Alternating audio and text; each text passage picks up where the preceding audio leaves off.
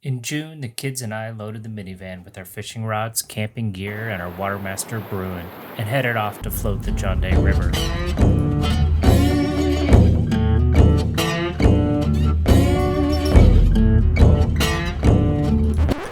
We hadn't gotten down the road more than 30 minutes when we got a call. We had left all the water for the trip on the deck. So Oops. now B-Beth is very nicely bringing all the water to us. We're meeting her in at the Mercer Island QFC, and then we'll get going.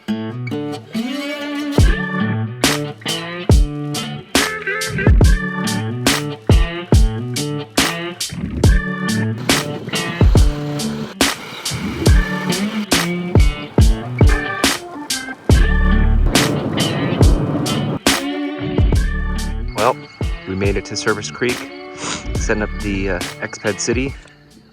We decided to get a head start on the morning by spending some time assembling the raft before bed.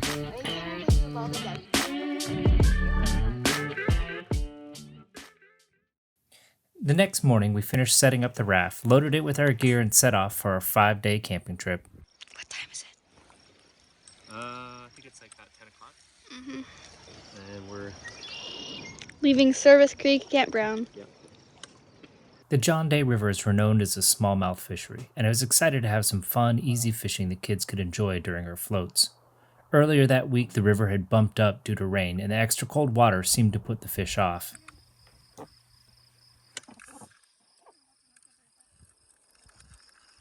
gigantic smallmouth on the John Day River.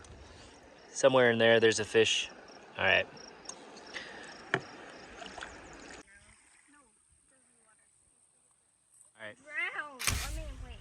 Mar has now landed the biggest fish so far. Bean is unhooking it for her. Oh, Dad just caught a fish, and then he dropped it. We did the trip in 5 days, which coupled with the higher river flows made for shorter days in the raft. This gave us a lot more time for relaxing and playing in camp. I don't know.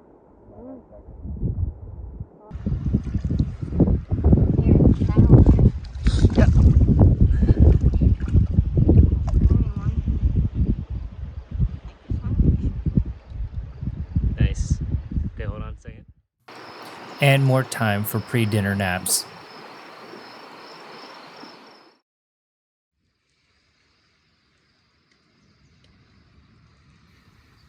For food on this trip, I went easy. I brought more fresh stuff for breakfast like eggs, bagels, tortillas, but mostly we ate freeze-dried food for dinners. And then crackers, tuna, peanut butter, tortilla wraps for lunch. On our trips, everyone's expected to help, from setting up tents, sleeping area, to cleaning dishes and helping load the boat. With everything packed, it was time to set off and see what the river had in store for us.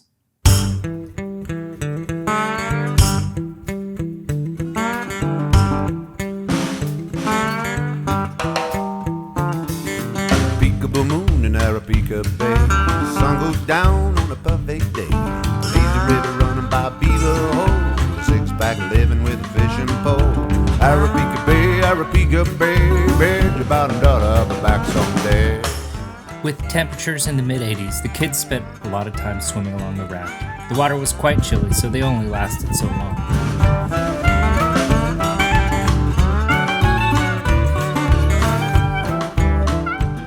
At our second camp, there was a giant back eddy. After taking a few group laps around it together, I let the kids play and experiment with the river currents, getting a feel for how the main current felt and how to work with the river instead of against it.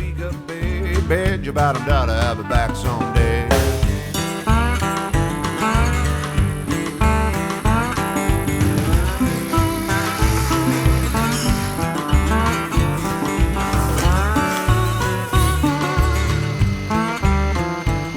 On most of our trips, we normally stick everyone in one tent, but this time, our youngest decided she'd had enough of someone snoring and decided to use a single tent.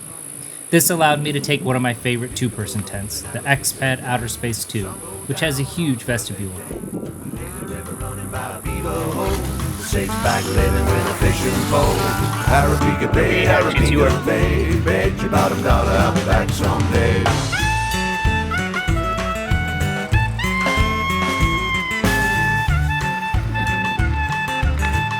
Okay, hold on.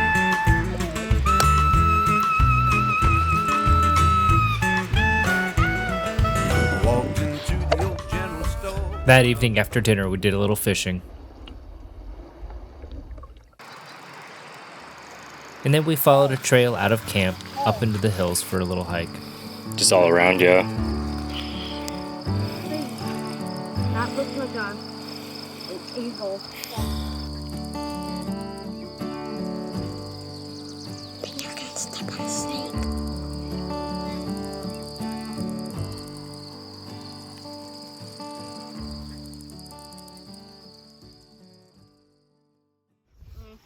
All right, what's today?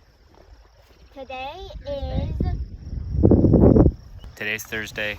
We are day 3. We're on the water at 9:40.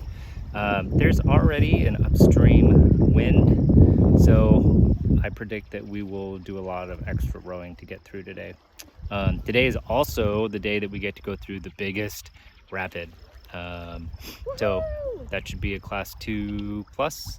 We'll get to see what that's like. And also there's a pit toilet very soon. So those of us that have held it get to use a real toilet. You might be wondering, what do you do if there's no bathroom? Your first thought might be, dig a hole. If you're an experienced camper, you might even say 200 feet from camp, trail, or water. There are many systems that rafters use. We opted to go with wag bags. These are basically sealable garbage bags that you do your business in. There's enough room for up to 2. Each one contains a powder to try and eliminate odors. And then we store everything in a paint bucket that has a sealable lid. You might think to yourself, ew, that's gross, I just bury it. But the problem with this is with all the traffic on the river, every campsite becomes littered with toilet paper, and you start finding human waste everywhere. The other reason is that it is a rule on the river, and there are rangers that float and check your raft. 3, 2, 1.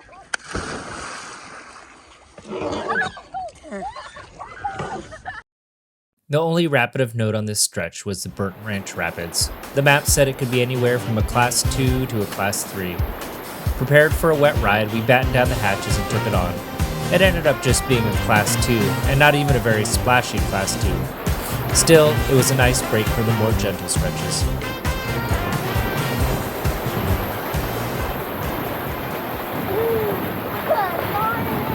While there are lots of campsites along the river, not all campsites are created equal. As we traveled down the river, we had 3 criteria for a campsite. 1. There had to be some sort of shade. 2. There had to be a swimming area. And 3. There had to be a flattish spot for the tents. And a bonus is that it had some good fishing nearby.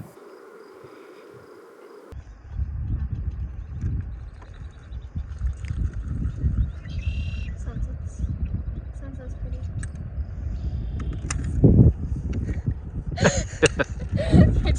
Wow, monster cast.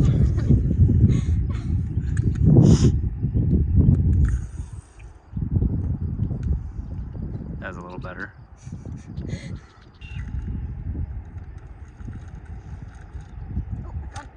Yeah. Ooh, it's a good one. Oh, came off. It's all right, they're there. Oh, back on.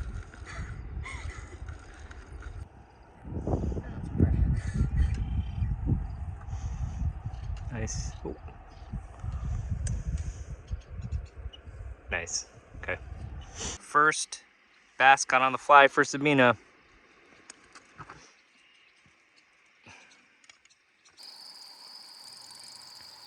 Nothing says fun like trying to shine your headlamp in your sister's face.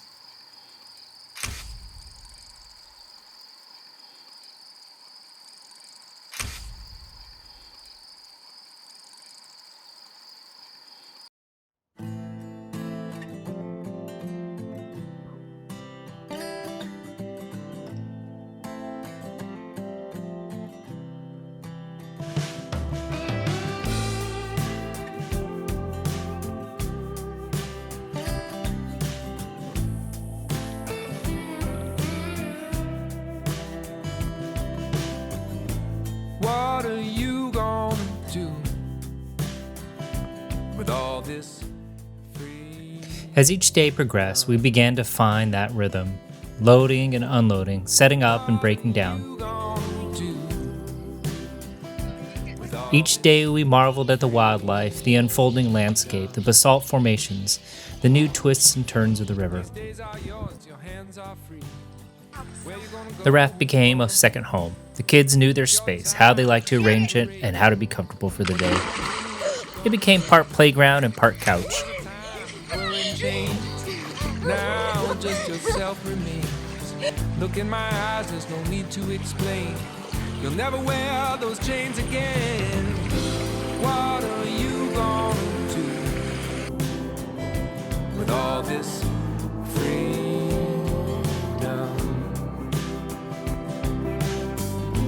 What are you gonna do with all this? From the earliest age, my kids have always enjoyed rooting around in nature, turning over rocks on the beach or holding worms and slugs. We spent the afternoon catching frogs and watching a snake try and hunt dinner.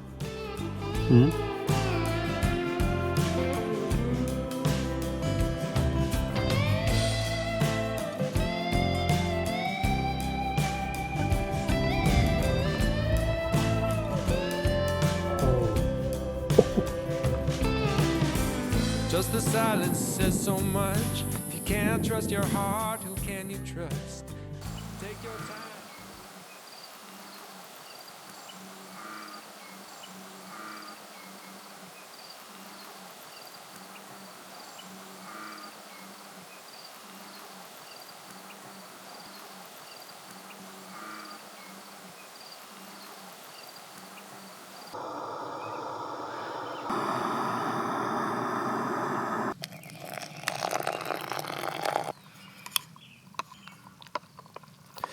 With it being the last day on the river, I got up early to soak up as much of it as I could, enjoying a cup of coffee and watching the sun come up.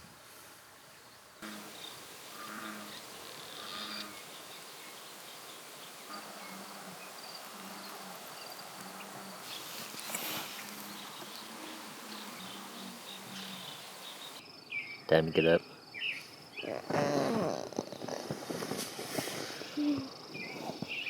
After watching me row for 4 days, the girls decided they wanted to give it a try too. I wasn't sure how well it would work, but after a little bit of instruction, they got it down. I was able to enjoy the front seat and fish.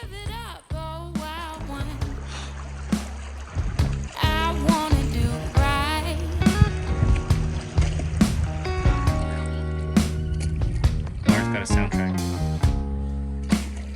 With the river being up and cold, the bass fishing had been off that week. As the water came down and warmed up, the final day we were able to dial in the fishing.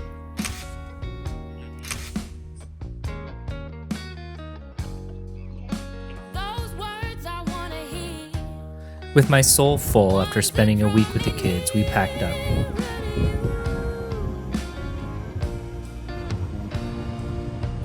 While we drove home and re-entered life again, my mind was already turning on what our next trip would be. Hold on.